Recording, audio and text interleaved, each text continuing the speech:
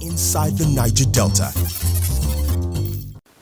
As part of efforts to increase local participation in the oil and gas industry, the Nigerian Content Development and Monitoring Board recently organized a two-day oil and gas opportunity fair in Yenagoa, the Bayelsa State capital. The conference, attended by top local and international players in the oil and gas industry, was organized to explore available and emerging investment opportunities in the most critical sector of the Nigerian economy. The just concluded Nigeria Oil and Gas Opportunity Fair, NOGOF 2019, was a roll call of major players and regulators of the oil and gas industry seeking to maximize investment opportunities for Nigerians. In their presentations, the international oil companies showcased how much local content had been made part of their operations, even as they promised to raise the bar. On the Gina project, we achieved 77% local content. So we expect to be able to match or even surpass it in this particular one. So this is the real big one. And after the Gina, this is the next big thing in deep water. And we're all very pleased to see things actually opening up in deep water. So big opportunities there in terms of feed, design, drilling, procurement, fabrication, civil works, marine vessels, all the shebang is there. While some participants at the conference underscored the urgent need to transform the oil and gas industry for rapid economic growth, others observed that a lot needs to be done to achieve the objectives of the federal government's local content policy in the oil and gas industry. When we took census about 7-8 years ago, it was below 5%. Today I can confidently tell you on the average we are 30% in terms of local content attainment. And we are not just leaving it at that.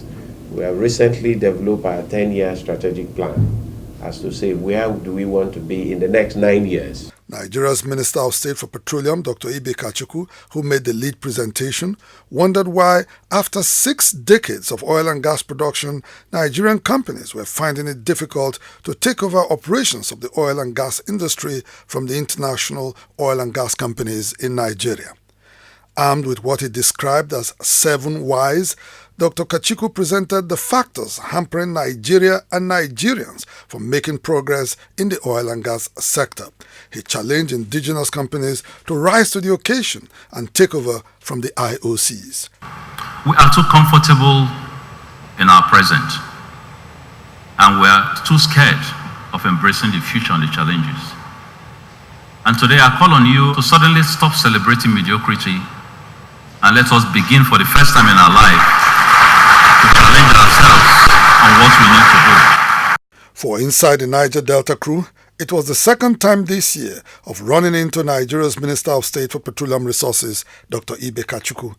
The first meeting with the minister was in January this year in the island of Bonny in Rivers State, where we asked him the federal government's position on the controversy surrounding OML 25. OML 25 in Belema community of AKUGHA local government area of Rivers State was in August 2017 shut in by Shell Petroleum Development Company SPDC after women from its host communities occupied the platform seeking to have Belema Oil Producing, a wholly Nigerian company owned by a son of the soil, take over its operations at the expiration of Shell's lease on it. In his response, Dr. Kachikwu feigned ignorance of the situation with OML 25. I don't know the details of OML 25. I need to find out where OML 25 is. I need to find out what led to the shutdown.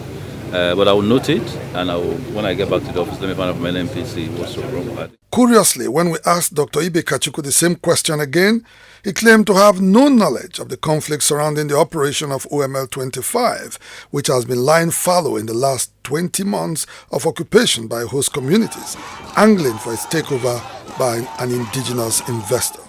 I don't have the details, so I couldn't provide you with specifics. I need to study the file on OML 25.